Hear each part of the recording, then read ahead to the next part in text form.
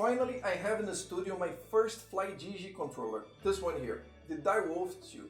In theory, it promises a few features found only on top-of-the-line controllers with an affordable price, around $30 at the time of this video. But let's take a look to find out if it is $30 worth. Welcome to the Oasis.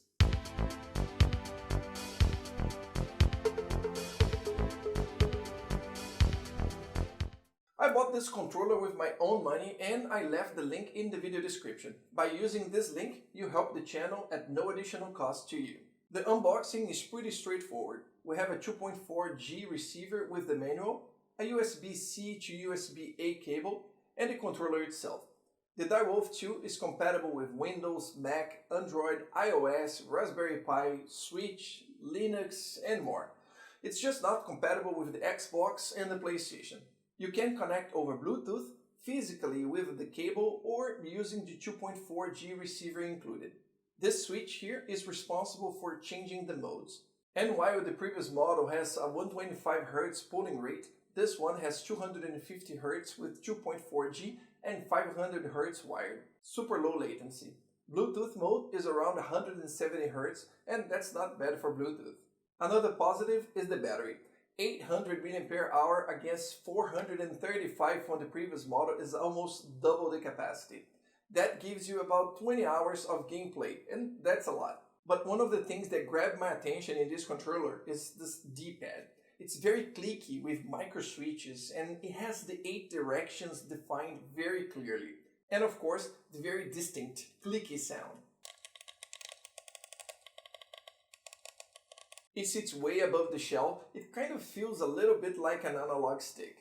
It reminds me of the D-pad used on Embernic RG Arc. The travel is really short, just like any other clicky button, but despite the fact that I prefer more travel on D-pads, this one here is fantastic. Very smooth and responsive for fighting games. The analog sticks have the new upgraded Hall sensors with 0.1mm level of accuracy, and they behaved incredibly well in my tests. They are full size with amazing rotation and reach, and I dug the contrast between the blue rings and the icy white of the shell. It would be a nice touch if they had the RGB lights instead of the solid blue, but honestly, you can't complain about the price. Technically, the face buttons are also an upgrade over its predecessor, with a silent and soft silicone membrane. I don't have the previous model, but I didn't think it was that silent. It is definitely quieter than an Xbox controller, for example. But still, I'm pretty sure it can bother someone trying to sleep next to you. Truth to be told, I'd get a smack from the missus if I use this controller in bed. To me, the DualSense is the quieter controller ever.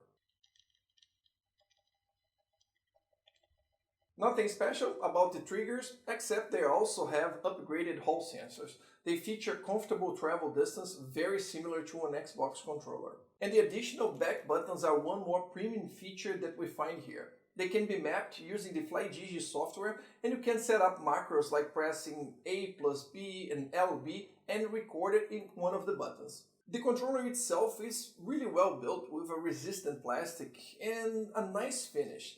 It has a matte texture that keeps the fingerprints away. On the grips and the back here, the texture is a little rougher to help to keep the controller firmly in your hands on those more intense gaming sessions. It works like a charm. And talking about ergonomics, it's very comfortable and it feels really nice in your hands. If you ever use an Xbox controller, you know exactly what I'm talking about. Overall, it's a very solid device, but since it's a little bit on the lighter side than I expected, it kind of gives me the idea of being something cheap, not premium. But honestly, it's just a weird feel. In my opinion, this is a well-built controller.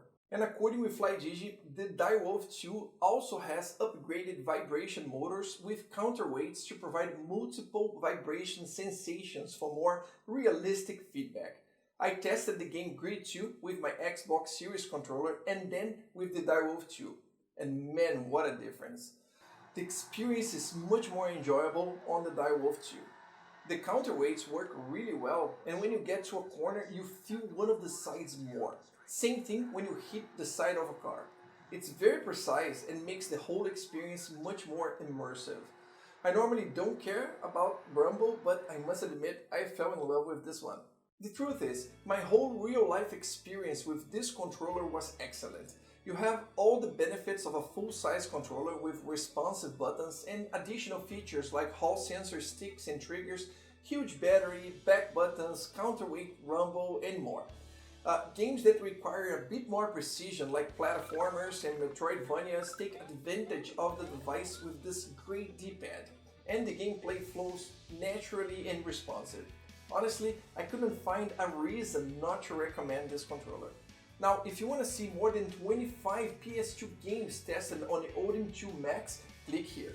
Like, subscribe, and follow us.